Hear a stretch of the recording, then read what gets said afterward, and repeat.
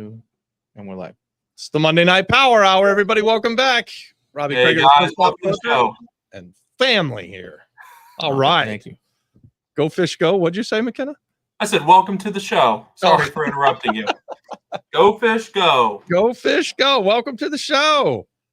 This format works really well. It's been going great the last several weeks, guys. So as you come in, be sure to hit the like button, but bring your questions.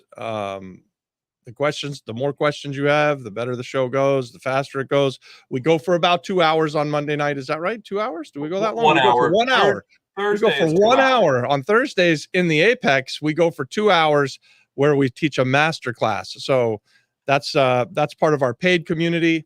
By the way, we're about to raise the price in Apex. We've got a library of master classes. We've got our fix and flip course, and we will be dropping a new course in there soon. So our library is growing, and certainly our master classes have gotten really good. And what was last week's about? Last week's master class was with Jason Ford. It was about wholesaling. Were you not there? No. Shame on you. If you I guys think you missed want last week's people to master go class, here. you missed a great one about property wholesaling. Wholesaling is a great way to become a real estate investor. How many people do we have watching here today? Are we filling up the room? Do we We're have at questions? 8 right now. Yeah, guys, submit your questions, but we'll keep talking about school until you guys start asking questions. I could share a story too about some seller financing. I made a post about it in the flip-flop flipper community. I'm not sure if you guys saw that, but it's pretty exciting. So on Thursday, our masterclass with Jason Ford was on real estate wholesaling, and I thought it went pretty well. The dude's done $100 million in real estate. If you guys haven't seen it and you want to go watch the recording, go into Apex, and it's there, and I highly recommend it. Did you guys feel like I did? Like Jason was teaching how to set up a business to frickin' do $100 million worth of real estate. Like he wasn't saying, hey, let's go wholesale one house. He was putting on a show about how you can set up and get yourself out there doing 10s, 20s, 30 deals a month and bringing in some massive money. And he was talking about how to set up your whole team. I mean, I thought it was a really informative class. It was way more information than I thought it would be. It was like in great. a good way. Yeah, it was really great. Yeah, I think the last 2 weeks in a row, we've kind of really kicked it up a notch with the master class. Jason did a great job on wholesaling. Sharif Medawar the week before that was about how to set up a fund and have all the money that you ever need to become a real estate investor. I say all the time, money's not the most important part of the real estate deal that you are, that finding the deal of a lifetime is the most important part of the thing. But setting up a fund and being able to have all the money that you ever need, something pretty cool about that too. So there you go. What's our masterclass this week about, you guys? So we were supposed to talk about it this morning, but we're gonna do deal analysis for the end. Yeah, we did talk about that last week. So Yeah. this week on the masterclass, we're going to invite people from the Apex group to bring deals. McKenna, we need to put that out there to them and get them to bring the deals in a format that we are comfortable popping up and talking about them. And we will deep dive on a deal analysis for that. I think that's a great use of our time. Okay. We've got our first question. What are some easy actionable steps for a beginner trying to get into doing this with no knowledge, and how much capital would be good to start with? Well, I prefer Donald Trump's method. Get a small loan from your dad for $1 million, $3 million, $4 million, $300 million, whatever it was. He only borrowed he said it was a small loan of $1 million. Yeah. Small loan of $1 million. Yeah. I like that method, but if you can't do that, what would you recommend? I would recommend joining Apex and getting access to Robert, McKenna, and myself, who are doing deals consistently. And the barrier entry is $50 right now. By the end of the week, it's what? By the end of the month, it's going to go up to $79.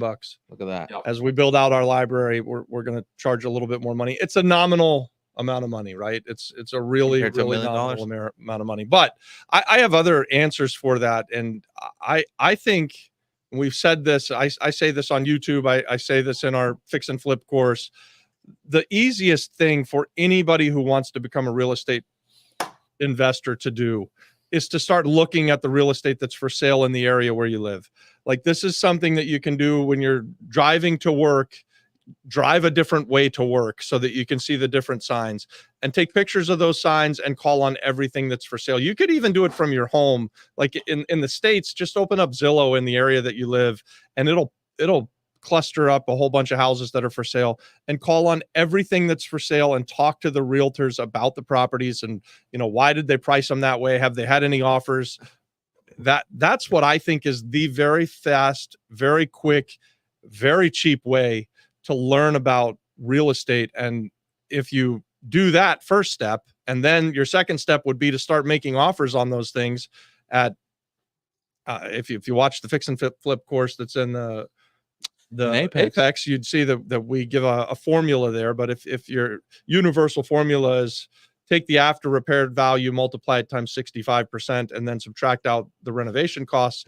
If you do that and start making those offers, if you get some accepted, you are buying real estate at a great price and you're going to make money. So that's how I would do that. And a part of this question is doing it with no money. Everything I just said could be done with no money, up into the point that you have to actually close on the real estate. You just don't need any money. Now, if you get something accepted, you're going to need a community to go to. Again, Apex or the Flip Flop Flipper, the free site over there on School. Either way, you want to be involved with as many real estate investors as you can. Networking is one of the most valuable things you can do in this world. And if you're going to be a business owner, it should be something that you spend a significant amount of time on. So I would like to add 219. I think that's how you say your name. My go-to action steps, if I'm getting started, no experience, no money, I want to be looking at 100 deals a week, and that's a real number. And what that means is that on your phone, on your computer, you're getting emails from wholesalers. You're having people send you, sending you deals straight to you that you're then analyzing and making offers on. And if you do that 100 times a week, you will get a good deal. And that starts the process for everything else that's going to happen. It leads you to finding the money. It leads you to the next steps of, oh, now I have this under contract. What do I do? But nothing happens unless you're out there driving for dollars, like he said, or just calling people and telling them that you're looking for deals. And if you shoot me a DM on School, I'll send you the link to the video from our course where we talk about driving for dollars. I'll show you what we're talking about, and we'll break that down for you more. So if you're interested, shoot me a DM on School. I posted the link here in the chat, and I'll get that over to you. Yeah. And so, guys, I think everybody's heard that you can buy real estate without a whole bunch of money, right? And that's what this whole community is. We talk about it every week here on the Monday Night Live. We talk about it in all of the places that we ever show up. We talk about doing real estate with other people's money and with no money down. And we just gave you a formula to get started. I think it's a great time to be starting, and that you have, in some ways, an advantage when you don't have a whole bunch of money, because you don't get to rely on just paying for things. You have to actually put in the time and the effort and do the work. And by putting in the time and the effort and doing the work, you will become someone who is an expert in real estate, and you will be able to find great deals. And guys, real estate investing creates a great life. I mean, that's why we're here. We've been doing, I've only ever done this, really.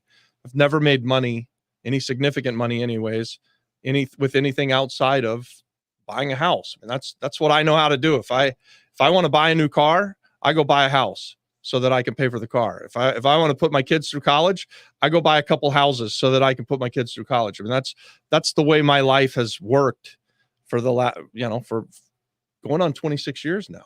So wow. It's a great life. And I think with all of the tools that are available to people, YouTube, for instance, you can learn everything, right? And if you've got no money and you start just calling on all these houses, the 100 houses a week, that's less than 15 a day.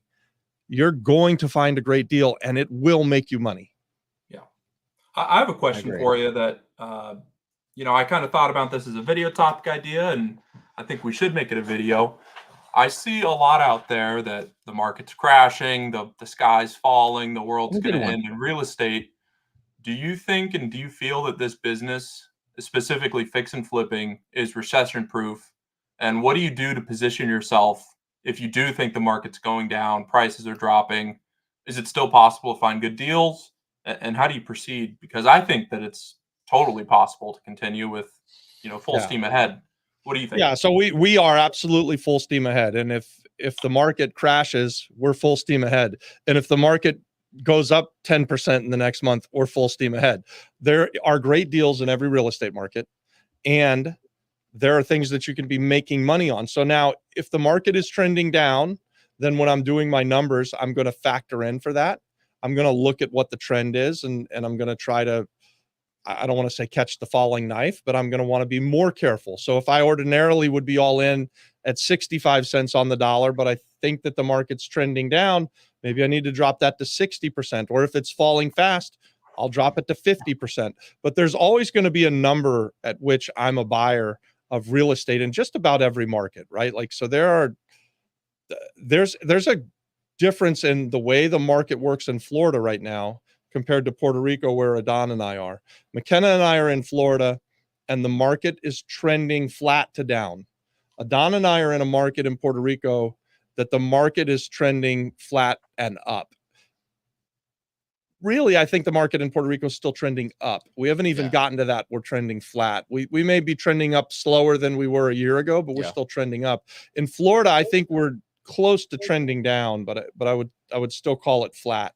So you factor in that kind of knowledge, and you'll know about it because you're calling on all of these properties every week and you're making offers. And because you know the way that the market is trending, you know how safe you need to be. Does that make sense? I think so. And I think we should make a video about that. It's pretty hot button news right now. What's the video? Because I think we've probably made a video about it, but I'm happy to make another one. So make another one. There's always another video. There's the always video another is what video. do you do if houses are, probably the title is house prices are crashing. What do you do?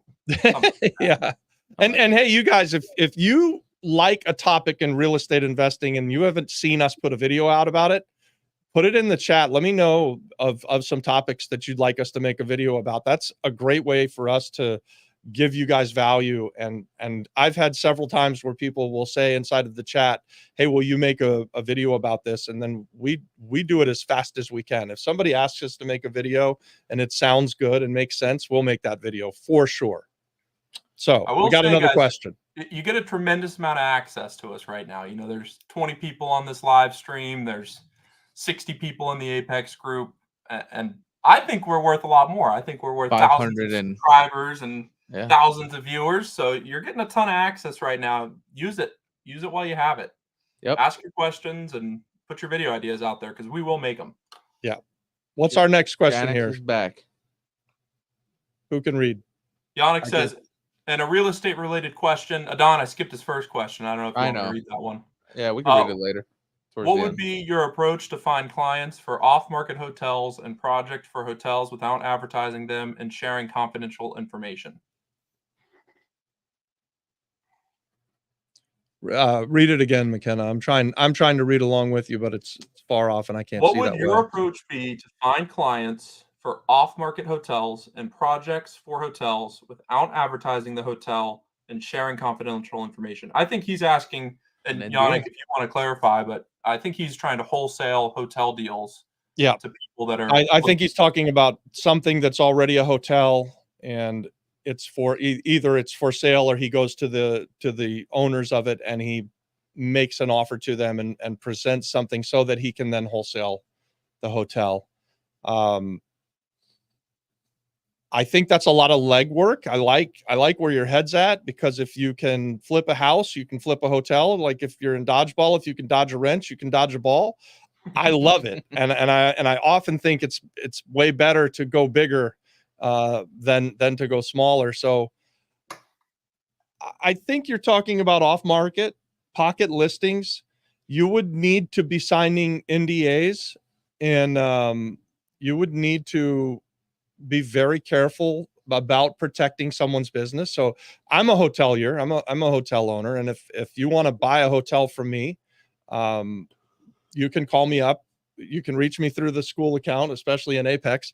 We can set up a call and you can talk to me about a few hotels that I have in Puerto Rico. and we could negotiate a price. And then because I'm familiar with what you want to do with wholesaling it, I'm comfortable with that. I would say that I would want you to be very cautious about letting people know what property it is that I'm selling, and not just show it out to the world. I don't want to damage the brand. I don't want to have people coming in and talking to employees and saying, "Hey, I hear the guy's going to sell." So you have to take all of those things into account. The best way is to do it under you only get to see it with me showing it. So Jonik, you'd have them sign an NDA and say, "Hey, if you want to see it, we'll set a time and we'll set it up with the seller and we'll go see it." And you don't mass advertise it. You can mass advertise that you have a hotel for sale, even an area of where the hotel is, but you want to be very protective of your seller in this case and the brand that they have. This happens all the time with restaurants, guys. I don't know if you have any idea how often restaurants trade, but they trade pretty often. And you don't generally see them out there with a for sale sign on the door that says this restaurant's for sale. You just hear about it later on that there's a new chef and there's a new buyer. And the reason is that because when someone's got a business, they don't want to let the world know that they're selling. So they're very quiet about it. Yeah. That's what I would do. That's what I would do. I would go direct to seller. I would sign a contract with seller, let seller know what I'm doing. I would sign NDAs in both ways. So I would make sure that the seller knows I'm going to protect their brand at all costs. And I would be really cautious about who I brought in to actually see the business. And I'd protect the brand at all costs. And obviously not, like you said, not show it to everybody, but have that list of like, these guys have money. These guys love hotels. These guys are the guys I'm going after first. And now what do you get from that? Now you've advertised you got a hotel for sale and you get a bunch of buyers that want to buy a hotel. What a valuable list that is that you've got. So for everyone that you don't sell, you still keep their information, and hopefully you can sell them something else. Yeah. And you get to talk to them about what it is that they're doing. I think it's a great idea, by the way. If you were going to vet someone and make a list of buyers, what would you want to see? You'd want to see a proof of funds of some kind, maybe a resume, past experience, if they've actually done it before, if they're just so sticking to this fictitious hotel deal, I definitely am going to want to see a proof of funds, and I would not be wanting to show 25 people that have never done any real estate ever before, have never owned or operated a hotel before. That to me would just scream desperation. So I'd want to build that list of qualified leads. And I think that would be your responsibility to the actual sellers, that you're going to go out and qualify these people before you let them on the property. And I would think, this is me just taking a guess, I've never done this, but if I were to go after, if it's a boutique hotel, I try to find a boutique hotel chain in the area who likes that type of stuff. Yeah. And try to bring them that property first and be like, look, not bad. This could be your third or fourth property under the same name. And if it's a bigger hotel, I go to the big guys, Marriott, Hyatt, whoever's got the money to play. Yeah. That's a great way to do it. Other people that I believe are potential buyers for a hotel, especially a boutique hotel. Yeah. I think it's someone's dream to move to a Caribbean island and run a hotel. I think many people have that dream. And so I would look for wealthy people that are ready to retire and they want to move to Puerto Rico, for instance, and buy a 7 to 20 room guest house hotel, and they've got just a pile of money in the bank, and they're at that age where they're 40 something to 60 something, and they're ready to make a big change. And they don't have to have, in that case, a whole bunch of experience running hotels and stuff. They have to have a big dream. And so talking to them, McKenna, I think like what you said, that would be really important. Like, I think of somebody, let's say you had 3 Ace Hardwares in Wisconsin, you just sold them all and you're ready to get to the sun. Yeah. That's a perfect buyer right there. They've run a company before, they've successfully exited, they have the pile of money. And even though they don't have real estate experience, they don't have hotel experience, they know how to run a business. They know about day-to-day operations. They know about slow season and fast season. Yeah. And they're in Wisconsin. I know that guy. I think we know that avatar. we brought him with us to Puerto Rico. All right. Julio's asking, what wholesale companies would you recommend for Central Florida? My favorite is Spectrum. I've purchased 3 or 4 deals from them, though they're stringing us along on one that we have under contract right now that I don't love, but Have we I gotten do our think we're deposit back, eventually by going the to way, buy it. McKenna, for that? We need We to. don't have it back. The guy won't take my calls. I'm going to have to go to the office tomorrow. Yeah, get our money Knock back. on the door. Julio, I think Spectrum is good. I think Altura is good. That's my friend TJ works at Altura. You know what though? I would recommend that you meet every wholesaler in Central Florida. If you're looking to buy real estate in Central Florida, I would meet them all and get yourself on their buyers lists. And then you will see the ones that they all throw shit against the wall, right? Across the board, 100% of them at times throw stuff against the wall to see if it will stick. But some are better than others. But even the bad ones, every once in a while, what's that saying about a blind squirrel? Even the bad ones, every once in a while, will have a good deal. So I would get on every buyer's list that I could. And what's funny is that you'll start to see all of these guys, they sort of have the same properties and at times, right? Like you'll see the same property again and again with a different wholesaler, and eventually hopefully the seller gets the point and it becomes a good deal, and you're there, Johnny, on the spot, and you buy it. When I was a wholesaler, oftentimes I would use the site Investor Lift. I would get a deal, go to put it on Investor Lift, and then it'd say, oh, this property's already on the site with another person. You have to have them take it down. Then I have to call them, and they're like, oh, we're the third wholesaler to have this, or the fourth wholesaler. So some of these houses do just get passed around, and eventually the price will drop to something that makes sense. And that's why you make an offer every single time, even if it's crazy, because maybe this is the fourth contract that seller's had. And you know what? When I come to them with a reduction for $200,000, they're finally able to say, you know what? I'm done with this shit. I want to get rid of it. Here you go. Take it. I don't want it anymore. And that happens. So you have to be making these offers, even if you're way, way under what they're asking. It's really important. And more about this wholesale companies, which are the best and who do we recommend? I recommend the guy who sold you your last deal. Like if I bought a deal from the guy at Spectrum, I got that guy on speed dial and I'm calling him weekly and telling him, hey, remember me? I bought that last one that you had. Do you have another one?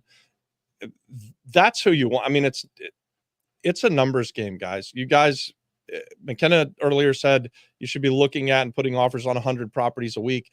Think about the amount of offers and numbers that you have to go through in order to find a great deal. So I wouldn't give up on any of the wholesalers. The ones that are selling me the great deals or the ones that recently sold me a great deal, they're going to be at the top of my list to call, but I'd still keep them all on the list. Even Keighley and New Western, where they're just reselling other people's wholesale deals, they still get deals sometimes. And even though there's a ton of assignment fees, it's still a deal. And it doesn't matter what you pay them because you're going to make money. Yep. Not rocket science. He has a video idea. He'd like to see you working a deal in real time. He needs practice negotiating. All right. And other people do that. I'll do it. I'll do it. Rocket science. We've made an attempt at it one time. Actually, when did we do that? We did it. We did it for Apex. We did it for our fix and flip course. So we did it for the fix. So McKenna and Robert did it live. We have tried doing it here, but the realtor doesn't pick up the phone. So it's pretty tough. It's harder for Puerto Rico, but it's easier in Florida. Yeah. So and then if they do pick up the phone when you're not around, I get out, tell me about your su casa se vende, and then they're like, which house, what? It's a whole, we'll work on it. We'll get you one for here, but there's definitely one for Orlando already. But we can do that. I like those videos and we'll do it. And hey, I like that you comment on all the videos, Rocket Science. So please keep it up. Thanks a lot. Yeah. You know what you need is an intern that follows you around, and whenever something exciting happens, they just start filming you. Like I know we've been talking about it. An 18-year-old that just all they do is follow you. Yeah, could be good. Yannick, exactly. I'm talking about hotels and projects that are for sale, but I'm more focusing on my current position as an agent and not buying and wholesaling them myself. I think it's the same thing that we were saying earlier. That doesn't really change how I would approach those deals at all. In fact, I like being an agent on these larger hotel deals. I think that it's easier than wholesaling them. Do you guys think the same thing? And your commission is Massive. a pretty big number, right? It's the same thing, whether you're wholesaling it or probably easier if you're a listing agent. You have a good rapport with the seller, protect their brand, bring them qualified leads, and just do it on the down low. You know, you don't want to go put the yard arm in the sign of the hotel. This Hilton is for sale. You know, call your local Remax agent, and everyone in the world's going to be calling. Oh my God. Because everyone will be like, "What the hell is that for sale for? How much is that?" Yeah. And it'll be an incredible time suck. So, and plus, not at all good for the hotel. That's gonna look going out of business. Yeah. Right. Will the Flip Flop Flipper do a community meetup ride along in Puerto Rico with any projects currently ongoing in the future? Wow. It's one of my favorite things to do, Geraldo. So I think what we need to do is through our school communities, we'll set up some sort of a meetup where if we're in Orlando, we can do it in Orlando. If we're in Puerto Rico, we'll do it in Puerto Rico. I think it's a very, very valuable way to get to know each other. Yeah, he's asking about PR. So we could possibly do that like when next do you get month. Back? We should do that between now and the end of October. Yeah, we could do that. Yeah, we could do that. That's easy. We had also talked about, and guys, I'll put this out. So this is a question to this group right now.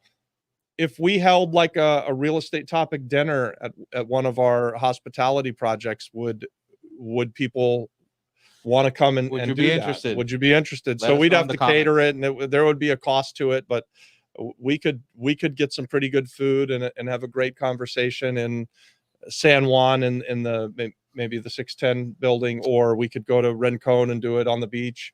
Yeah. He's playing it down. It's not just Robert speaking. We'll have other speakers there as well, you know, talking just all aspects, real estate, legal. Yeah. Plus good food and a really pretty building. Yep. You know, and the networking, I think, is the most and the important networking is aspect. key. So yeah, we're interested in doing all of that. Let us know in the chats if that's something you're interested. Just with a yes. Yeah, that'd be great. If you're interested in attending a ride along or a dinner, just comment yes to both. Yeah, we got 26 yeses. I'll make the schedule this week. I love it. I'll make a post too in Apex or Apex and Flip Flop in the free community. I'll make a post asking if people will show up, and if we get enough yeses, we'll do it. Sweet. I see yeses, so I love that. So we'll do this. We're just there's just two. We gotta wait for the other. We got 24 more, but it's gonna be you and two people for dinner. Table for three. We go. Yeah, third. I something else had popped into my mind along that subject matter, but I've lost it right now. So let's go back to the next question. This is from Yannick again. I have some opportunities for sale, and I work with NDAs and letter of intents. But I was wondering what the best approach to finding interested buyers in the first place. I like the idea of advertising that you have a hotel for sale, even the neighborhood that it's in. You can say like a range of rooms, 10 to 20 units, 25 units to 30 units, whatever it is.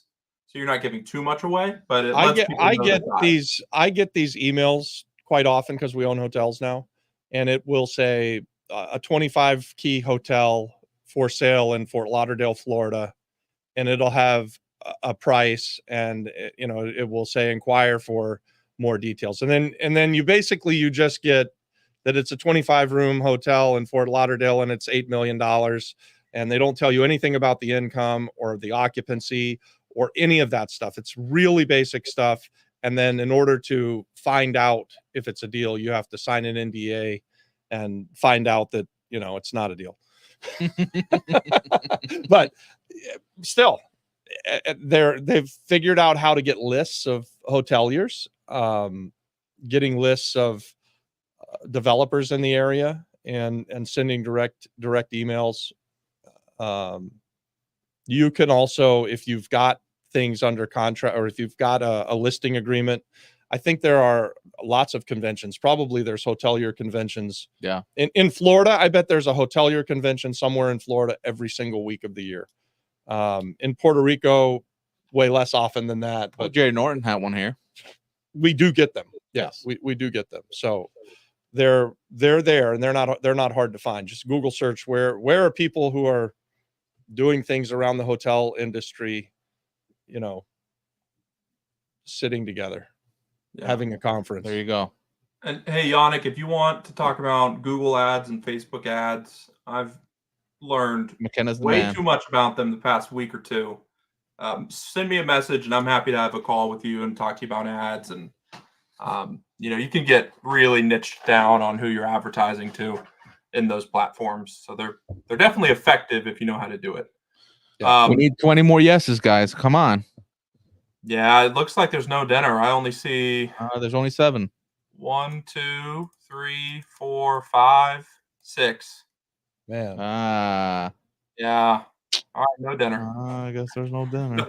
Just looking come on, you guys. I want to do this dinner. I want to drive around and show everybody real estate. So 19 says yes twice, so they're going to buy 2 tickets. There you go. There you go. 19, let's say I'm a normal guy. I've got 10 grand for a deposit. What's a great deal look like with that amount of money? I guess I need to use your formula. And what am I going to do with it after I get it? You're like a dog chasing cars. You don't know what you're going to do with it once you catch them. Yeah. I'll go for it. Yeah, no. Go for it, McKenna. Also, for me, if I had $10,000 for a deposit, my deposit is going to be, or my earnest money is going to be $500 always. People say yes to that every single day. And if it was an amazing deal and I'm getting a ton of pushback, I would put more earnest money down, but I would just put 500 and explain to them that it's refundable anyways and it doesn't mean anything. So 500 is great. Then what does a great deal look like? It looks like 70% of the ARV after rehab value minus expenses for repairs to get it to that ARV. So if you're buying something, or let's say something's worth $200,000, 70% of that is what, 150? Is that right? 160? 140. 140. 70% of 140 of 200 is 140. Yep. And then you need to put in $50,000 to get it to that $200,000 value. So you subtract another 50,000 from the 140, that brings you to 90. That's probably where I'd want to be at. So I'd probably offer 80. And then that leaves me a little bit of room to come up, and I'm able to negotiate a little bit and make a deal. And if this is a deal you're going to try and wholesale, you want to subtract out something for you to have a profit, right? Yes. So those are the numbers I would buy it at. Like if McKenna, you got that deal under contract and I could be all in at 70 cents on the dollar, yes, I'd very likely buy that if that's in Orlando, Florida, or if that's somewhere in the metro area in San Juan, and I'm, and it's that's what people like us real estate investors are looking for. So if you can buy it for 80 or 75, you get to make the spread. Yes. Yeah. And Don put the formula in there for you. Perfect. And I would say too, with that, when you're getting these deals, if you go and get something that's a deal, then it becomes pretty easy to find the money. If you have something that's hey, we're going to make 80 grand and it's the math is really solid. Here are my comparables. Here's the renovation expenses. Here's what's going to happen. And you bring that to someone, to an investor, and you can say, this is what your return on investment is going to be. It's not, an emotional question at that point. It's just math. And when you get these investments to the point where it's just a mathematical yes or no, fundraising becomes very easy, because people that have money, the reason they have it is because they're smart and this is what they do. And they look at deals all day and they talk to people about deals. And if they really think that they can get a 15% return, a 20% return, they're going to be interested. And that's how you would get the rest of the money. And 10,000 is plenty. I would also look at seller financing. I don't think we've talked about that tonight. But seller financing is probably the best way right now to buy a property, I think. And that's where the seller of the building or the house gives you the loan. They're acting as the bank and you're making payments to them. So let's say you put your 10,000 down, you have a loan with the seller for 100 grand, then you can go and renovate and sell it and pay it off. and you can do those deals with very little money out of pocket. I think he brought it up, but I would just approach a person like you and be like, hey, I found this deal. I think it's a great deal. But I only have 10 grand. Yeah. I'm willing to put my 10 grand in, but Yeah. I need you to bring in the rest of the purchase plus repairs. I was thinking the same thing. Like Yeah. if you're just starting out and you're wondering where do you get all of the money, you can do it a whole bunch of different ways. But what Adon just said maybe is a really smart way to do it would be to find someone in your area that's an expert at it, who's done it a bunch of times, and bring them the deal and say, hey, do this deal with me. Do a joint venture partner with me. I think that's a better use of your time than wholesaling it to that same person. Plus, you just bought access to the guy who knows how to do this. You're now his business partner, and you get to go and watch that guy work and see how he. And we say this all the time: when you're going to become a real estate investor, you can take all the courses you want in the world. You could get a master's degree in it, and until you do your first deal, you don't know what you don't know, and you really accelerate the learning curve by getting involved in a deal, even if it's a partnership, like you said, Adon, where you only put a small amount of money in plus some sweat equity, and maybe you're giving up the lion's share, but you are learning so much from doing that. And you don't always have to give up the lion's share either. It just depends on what you can negotiate. So I love that idea. I think that's really solid advice. Yeah. I wish, in fact, that I had done that when I was starting out. Had I partnered with someone who had done it before and taken less, I would have probably made more on my first deal than partnering with two other guys who also hadn't done it, and we struggled to make anything for a long time. Yeah. We're still waiting on those yeses, guys. I put my yes in there, you guys. I was trying to help out.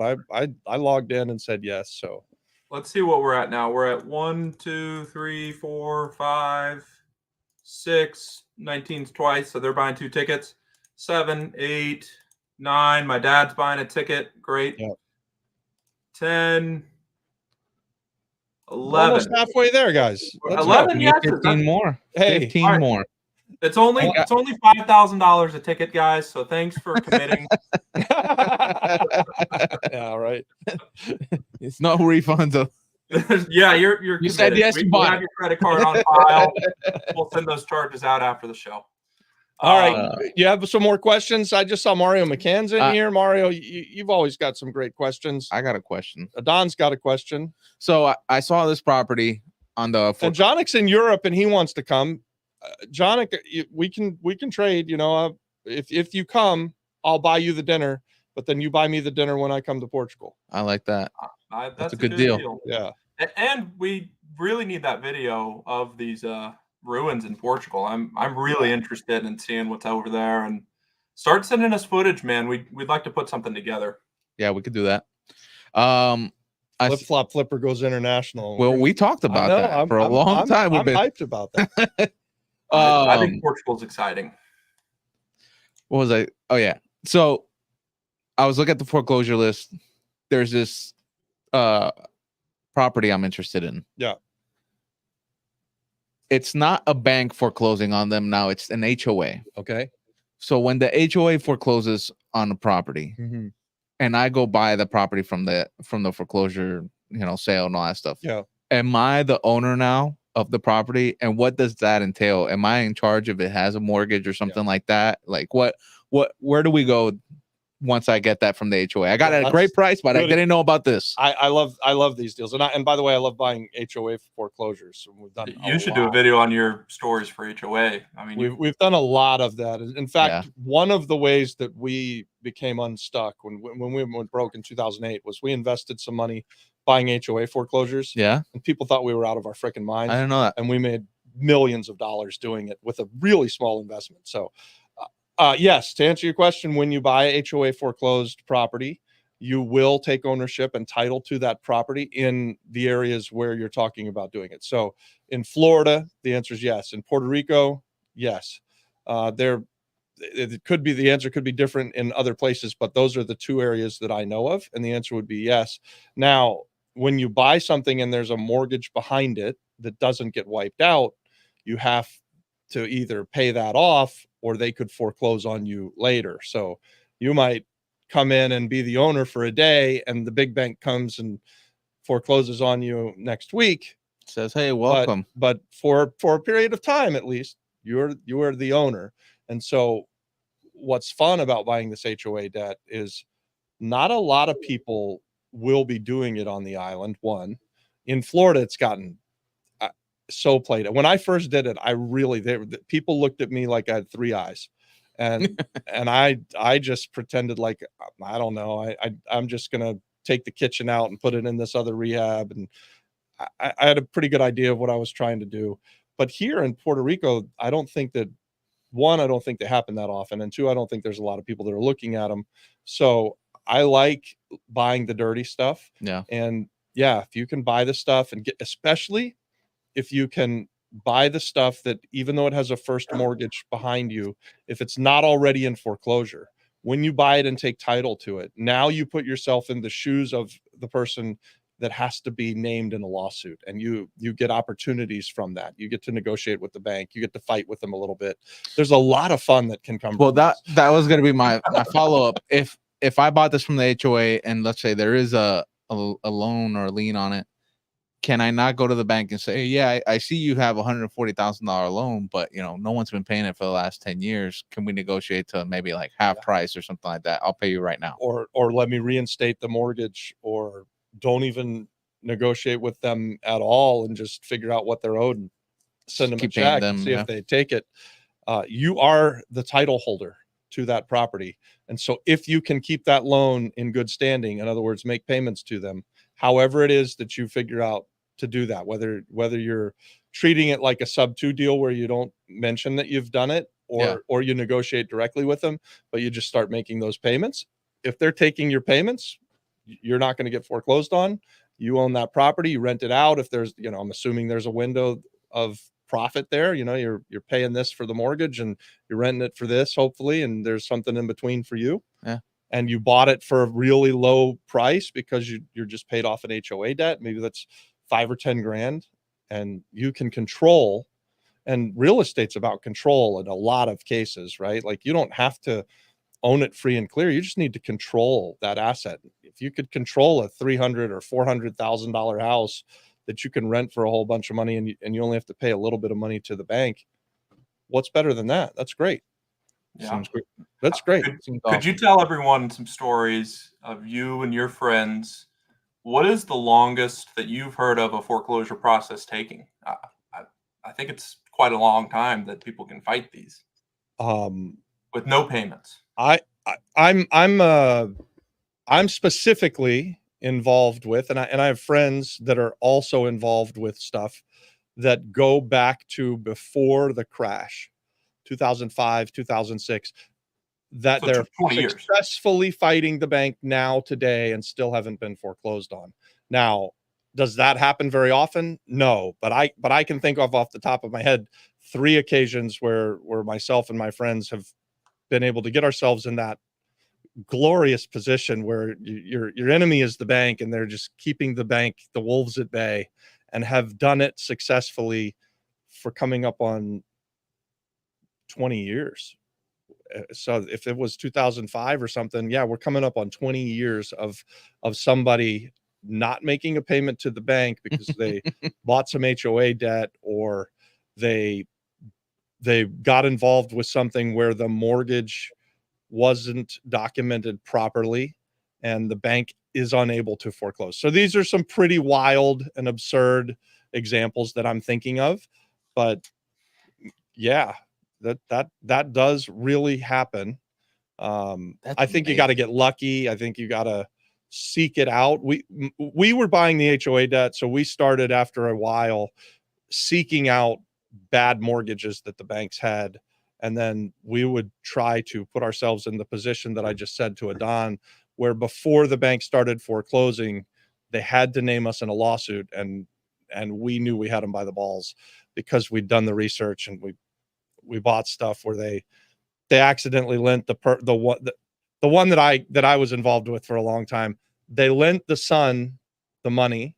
The mom was also on the deed with the son, but they didn't make her sign the mortgage and note. So we knew that absolutely we were buying with the HOA debt 50% unencumbered, right? Like, so only 50% of the house had this mortgage on it, and our half that we had just bought with the HOA, and we owned 100% when we bought the HOA, Mhm. but we knew at least half of it had no encumbrances. Yeah. We owned free and clear, and we settled with them, I think 2 years ago. So we were fighting them for a long time, had it rented out. It was a $300,000 or $400,000 house when we started. I think we sold it for $650,000 at the end after collecting rent for nearly 10 years. And then,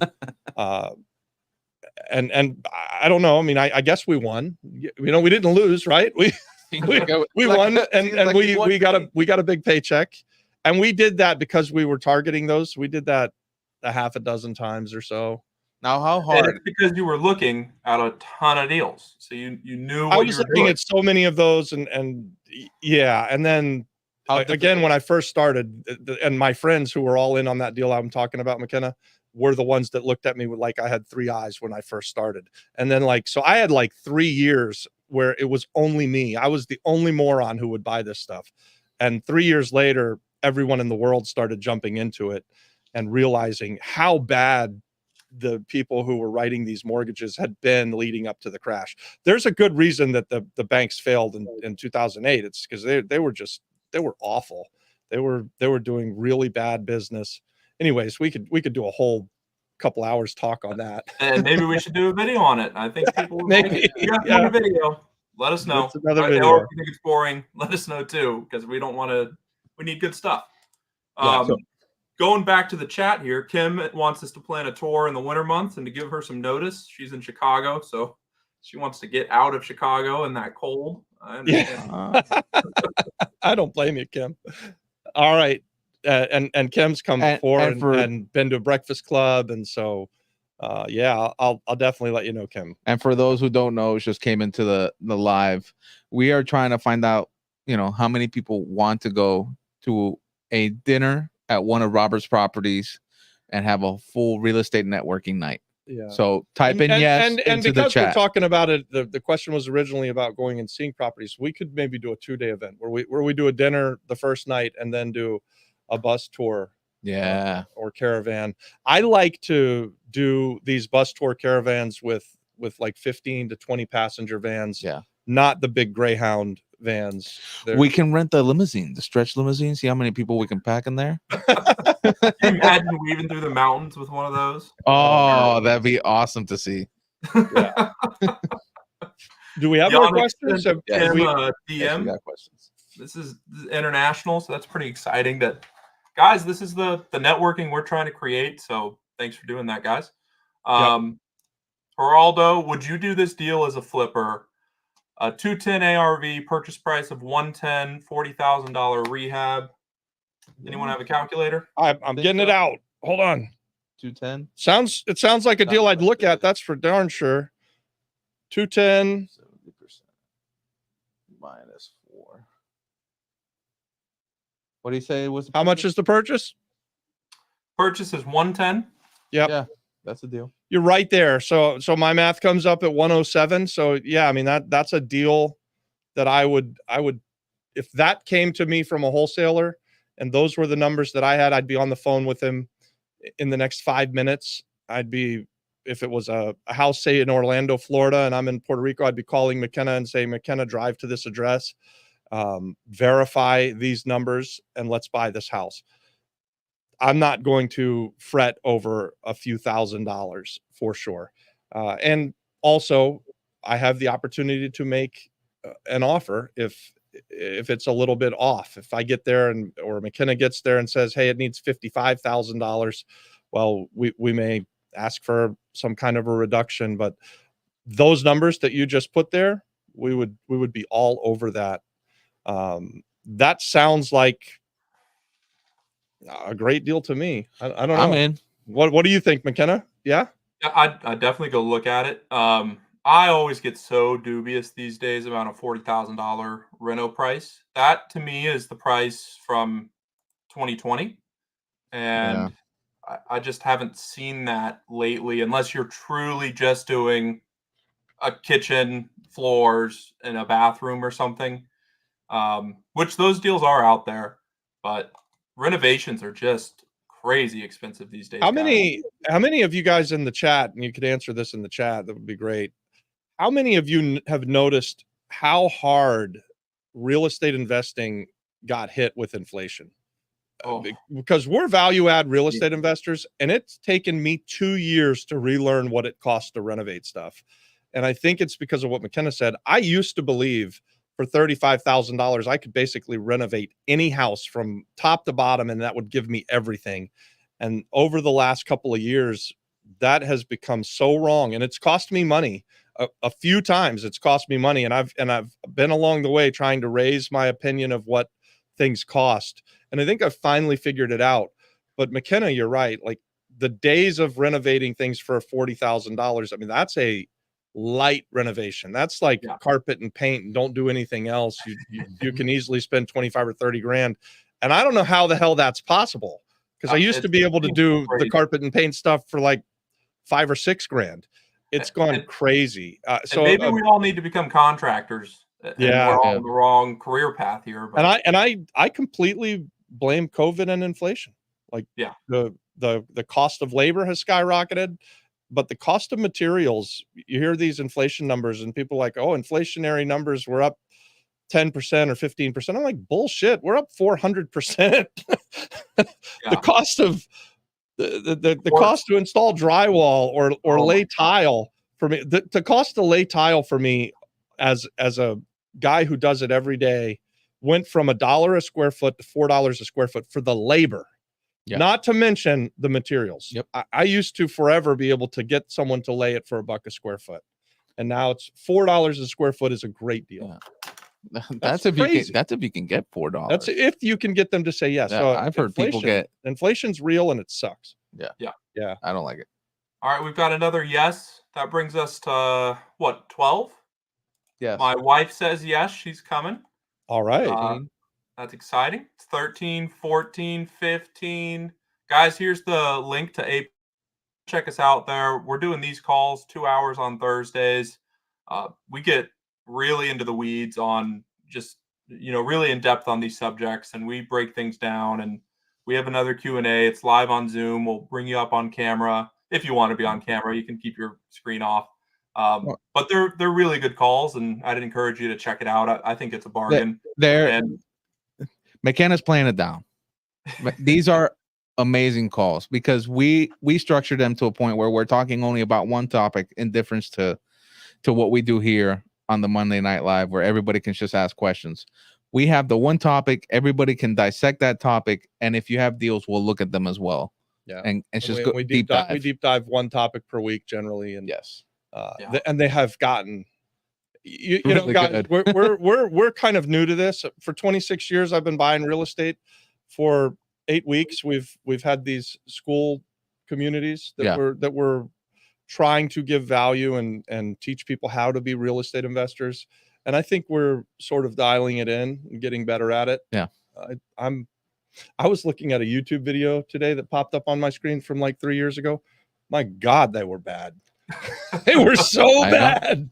And I'm not saying they're the greatest thing ever now, but just watching what we were able to do 4 or 5 years ago when we first put out that first video versus now what we do, I think it's so much better. Even on the Monday Night Lives, if you go back and you look at our Monday Night Lives, guys, and I do this because I want to always be improving. The stuff we were doing 6 months ago can't hold a candle to what we're doing here tonight or last week or what we'll do next week.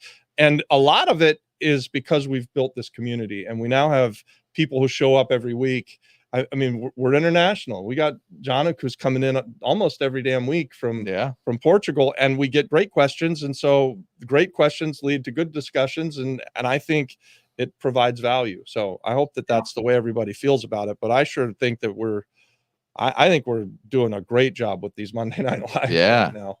And the same thing with our master classes. They keep getting better and better. All right. Well, let's hop back to the questions. I think. We should keep going with a few more questions. One last thing. Price right now is $49. We're raising it to $79 next week or at the end of this week. So get in now so you're locked in. And it's just going to keep getting better, and the price will continue to go up. So if you're on the cusp and you're not sure if you want to do it, Join now. We'll do a 14-day free trial. If you hate it, send me a message. You can leave. We'll send you your money back, risk-free. But really, for us, it's about building community with people that are serious. So if you're not serious, yeah, maybe you don't need to be there. And McKenna, and along those lines, if you're a part of something where we're showing up all the time, we're always going to be looking at things through the lens of how do we do more real estate, and inside of our communities, how do we get people to become real estate investors and do real estate together or separate? It doesn't matter, but we are pushers in that we're going to push you into taking action, right? Yes. Like we have a small group. I'm really disappointed if someone comes for a year and watches all the classes, and then a year later we say, have you bought something? And they say, no, I didn't buy anything. That's going to be a disappointing day for me. Well, we have a small group right now that they're coming with us to foreclosure sales. Yeah. Calling us consistently every day, asking us questions, And inside of Apex, we've already done 4 or 5 deals together, and it's 6 weeks old or 8 weeks old.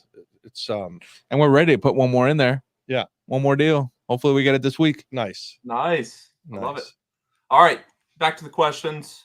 It sounds like a deal, but I'm tied up in Portugal right now. Yes, I'm consistently working on it, and I want to find the best opportunities and the best location and the best contractor. So I think the deal is that you buy him dinner, he'll buy you dinner. Yeah, I think we're talking about dinners, but we're also wanting to see some of these projects that he's looking at. Yeah, so Portugal sounds fun. Yeah. Don't let perfection be the enemy of good. If you start with good, you get better. If you start with perfect, you'll never start at all. So just start sending us some videos, and we can give you pointers, and we can tell you, oh, we need more of this, we want less of this, whatever it is. But we really want to see what's going on over there. We're excited about the Flip Flop Flipper International. Dinner. The yeses keep pouring in too. Look at that. Yep. But you're invited to dinner too. Nice. Awesome. Yeah. Sweet. 19, I think giving up the lion's share for A, the network, and B, the knowledge sounds like a good deal to me. So I guess I just need to find a good deal and bring it to the right people.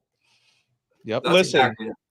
Everything starts with a deal. We are deal first people. I just think the best way for you to start the conversation with who's a hard money lender, who you're going to partner with, how are you going to do this or that or the other thing? It all starts with having the deal of a lifetime. So go out there, find a great deal, and then bring it to the community, and we'll talk about it. But it doesn't just have to be our community either. The deal starts the conversations on so many different levels, and it's the very best way to learn how to do all of this stuff. And I would just add, even if you didn't have the money, just reach out to the person is doing it and see how you can provide value to them and help them and take something off their shoulders. I'm here today and I had zero money, and it's because I reached out to him and said, hey, do you want to start a YouTube channel? I know how to do that. Yeah. And he said yes. And here we are 3 years later. Yeah. So you don't have to have $10,000. You just have to have something you can provide a value to the person who's looking for it. Yeah, that's right. That we say all the time that real estate investors get paid to solve problems, and that's true of any entrepreneur. Yeah. So what problem can you solve for the guy you want to be in business with? Figure that out and get yourself in front of them. Man, that's great. Yeah. I've learned a lot about YouTube because Don brought that knowledge to me, and I wanted to do the YouTube stuff. Don's learned a lot about real estate, so it worked out really, really well. Yeah. Mario is asking, what's a ballpark figure for cost per square foot for renovation in Puerto Rico right now? $10,000. $40 a square foot is the ballpark that I'm working off of right now. Is that heavy renovation? You're doing everything, or $40 a square foot? That's an everything renovation. I don't know that I'd call that. That's not like super heavy, McKenna. I wouldn't equate that to probably like Kingswood Manor that we just did in Florida. That was we touched everything renovation and rebuilt a house. So that's going to be a little bit more, but this is a renovation of a house where you can keep some windows, maybe save some tile, but you're going to touch most of the big ticket items. You're going to redo bathrooms and kitchens, and if you're looking at a 1,200 square foot house, you're looking at $48,000 just there. Yeah. So that's about $50,000 than any house you look at. That's the number we use right now. It For used to everything. be that the number I used when I was going to the foreclosure sale was like a $15,000 or $20,000 renovation. And this isn't that long ago. I was using those numbers on my spreadsheets 7, 8, 9 years ago. Today, when we go to the foreclosure sale, and we're doing it right now, Yeah. there's nothing that we don't look at and say that it needs 50,000. Even I if mean, it's it could be nice. 1,000 square feet. We're going, that needs $50,000. Yep. Yeah. And if it's really nice, we know that we're overestimating, but 50,000 is sort of the new bottom line number that we can get things done. Yeah. Yeah. I would say too, the way that I like to learn renovation costs, get someone to give you quotes. Go do a walkthrough, get real quotes, because I've gotten so many of them now that I don't do it on a price per square foot. I just know, oh, that's going to need a new kitchen. That's $8,000 to $10,000. Bathroom, that's $8,000. Whatever it is, I just know the cost per item, and I can get pretty specific with my renos, and that gets me a lot closer to a true number when I do go and get those real quotes. And remember this, guys, a smaller house is going to be a larger per square foot. Yeah. And that's because kitchens cost the same, right? Like redoing a bathroom in a small house costs basically the same as to redo a bathroom in a big house, unless it's a giant bathroom. Yeah. And they're going to cost less on the bigger square foot stuff. So if you have a 3-bedroom, 2-bath, 1,000 square foot, it's going to cost more to renovate per square foot than a 3-bedroom, 2-bath, 2,000 square foot house. Yeah. It's not half. I wish it was that easy, but it's going to be more for the smaller place. 19 says 2 tickets of $5,000 is my entire deposit, so they have to start over all again. We'll send the Well, wire I think it's the instructions best tonight. purchase you've ever made. We're gonna have to give them Sending the wire. Oh, Can't take their What might last a dollar. split of a deal like that where I come to the right people look like? What do they deserve if they've found the deal, they've got the contract, they're going to manage everything? What do you think that's worth? If I'm understanding this question right, and you're asking this question from the standpoint of you have the deal, so you went out and you found this great deal, and you can be all in after renovations at 70 cents on the dollar.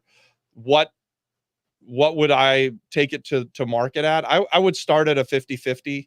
I would go out and say, if you'll do this deal with me and you put up the money, I'll do everything else. I found it. I'll manage the renovation. I'll get it back together so that it goes on the market at the top dollar.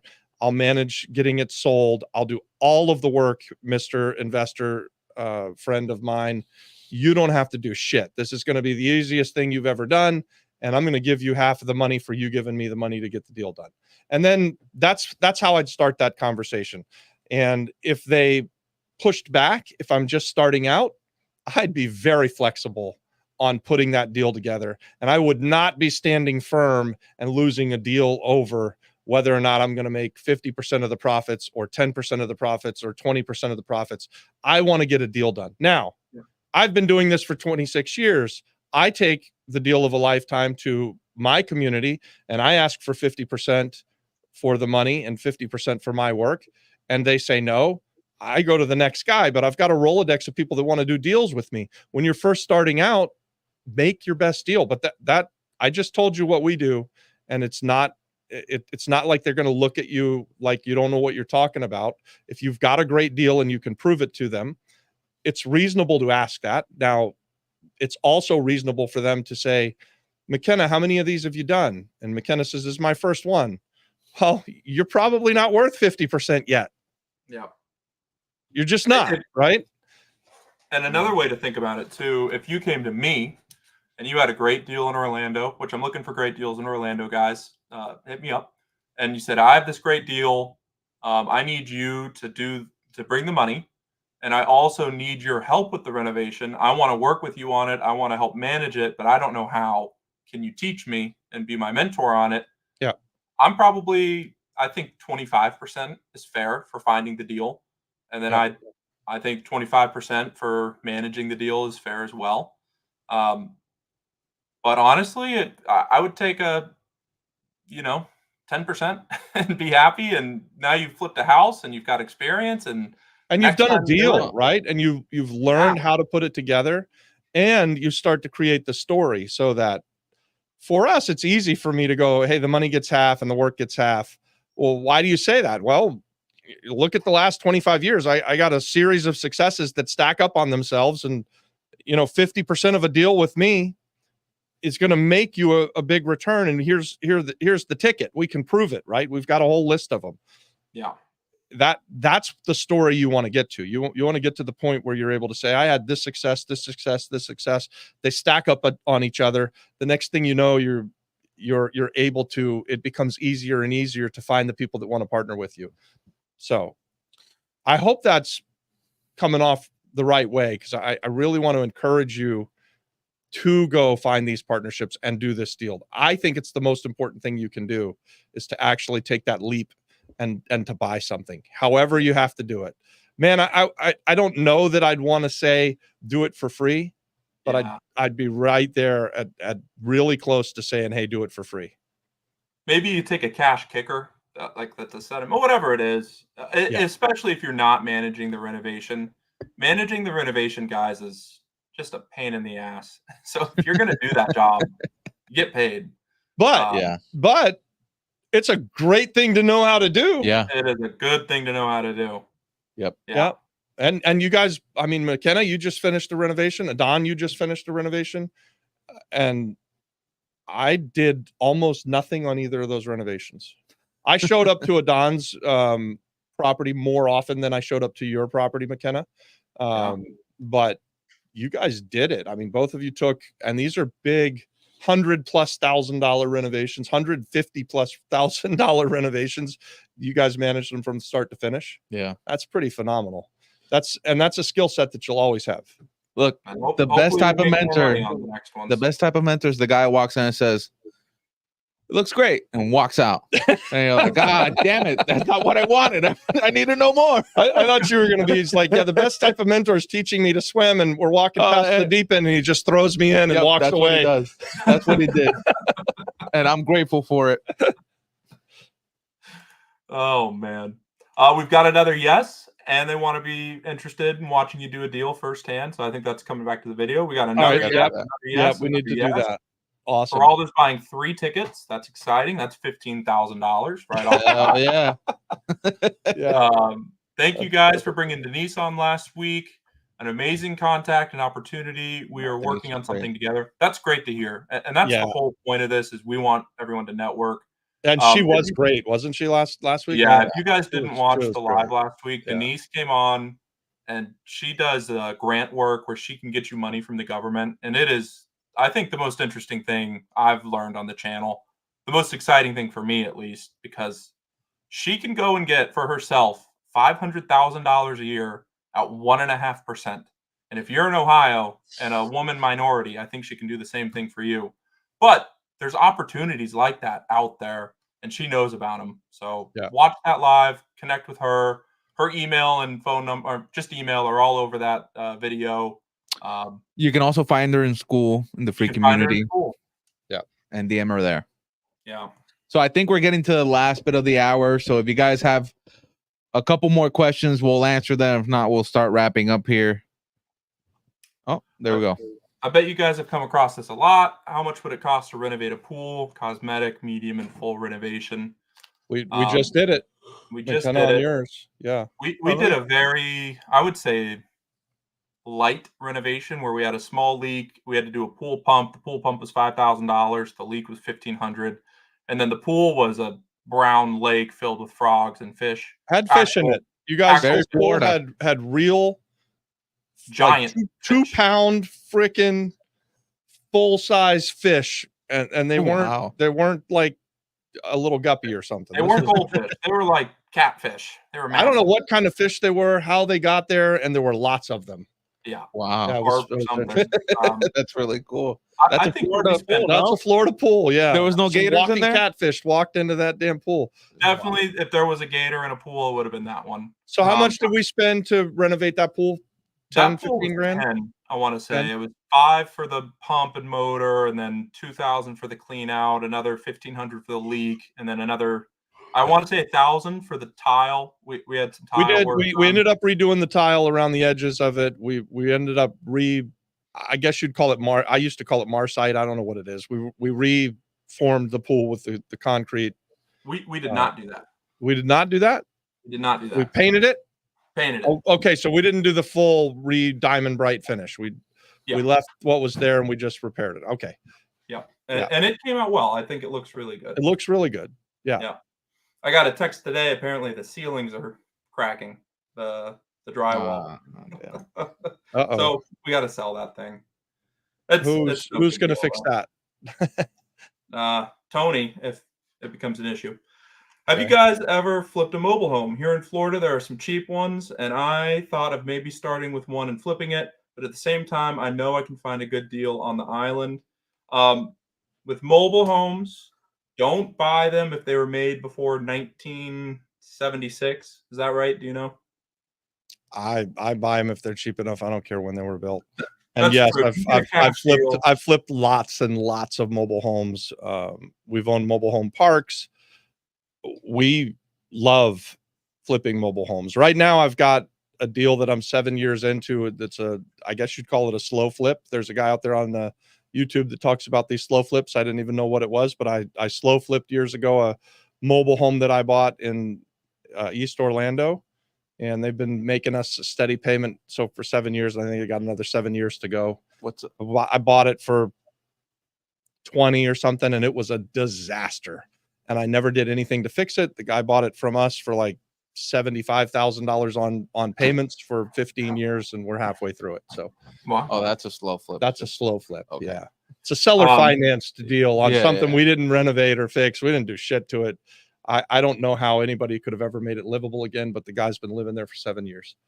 And the reason I say 76 or 86, but Google it because it's really important. You can't get bank financing if they were made before. It's either 76 or 86. So if you're buying before that, you need to be paying a cash price because you're going to have to sell it for cash. Or on terms like we did. Or on terms, yeah. So that's really important to know the year. Give that a Google because I don't know off the top of my head. And I have a trailer as well in Zephyr Hills. I love it. I think it's a great deal. It's one of my best rentals. Julio, if I make the first deal by the period. Yep. Okay. Yeah. Michael, I appreciate you guys doing these videos. Apex is how much again? One more time. Right now, it's $49 a month. At the end of the week, it's going up to $79. If you buy it now, you're locked in forever, and we're going to continue to raise the price. I think we're going to settle at $125, but we're not too sure yet because we just keep, I think, getting it more and more valuable. Anyways, though, it's just to add to what McKenna's saying. Apex is not only just a master class; it's the master class plus courses that we're building and putting there free for all the students inside there. Yeah, inside of Apex, access to McKenna, Robert, and myself, and just access to the top of the line people we can find and bring into our courses and our master classes. So. Yeah.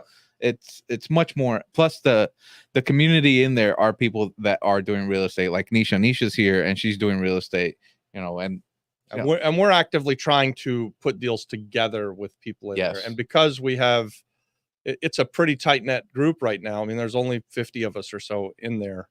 It's a really, really good time to get involved in that. If you want to become a real estate investor, or you already are, and you want to figure out how to do deals on the island of Puerto Rico. Yeah.